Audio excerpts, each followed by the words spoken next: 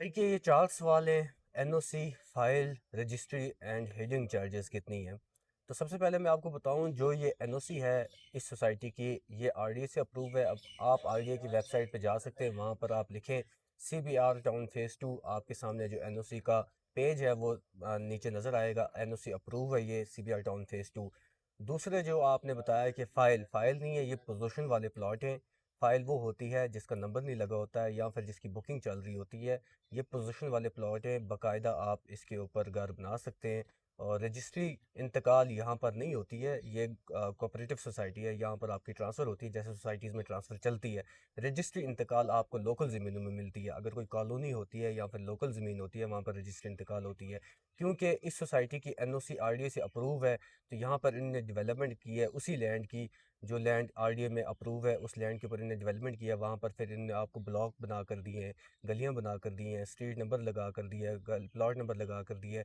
तो जब ये ट्रांसफ़र होता है, सेम वही जगह जैसे कि मोज़ा कोट कोलियाँ, सीबीआर टाउन फेज़ 2, गली number 4, plot number 5, membership number ये आपके नाम पे ट्रांसफ़र होती है। और बाकायदा इसका एक ट्रांसफ़र का प्रोसीजर होता है जो कंप्लीट होता है, जिसके बाद आपकी स्टैम्प ड्यूटी पंजाब में जमा होती है, टैक्स जमा होता है, और सेलर परचेज़र आते हैं, सिग्नेचर करते हैं, बायोमेट्रिक होती है। तो बाकायदा एक लीगल प्रोसीजर होता है, उसके बाद आप प्लॉट के मालिक बन सकते हैं। उसके बाद जो हेडिंग चार्जेस होती हैं, यहाँ पर जो हेडिंग चार्जेस होती हैं वो यूटिलिटी चार्जेस किसी किसी प्लॉट में पेड नहीं होती हैं। और क्योंकि लोगों ने ज़्यादा इन्वेस्टमेंट की है, तो इन्वेस्टमेंट के जो बंदा इन्वेस्टमेंट करता है उसको ये चार्जेस देने की ज़रूरत नहीं होती है।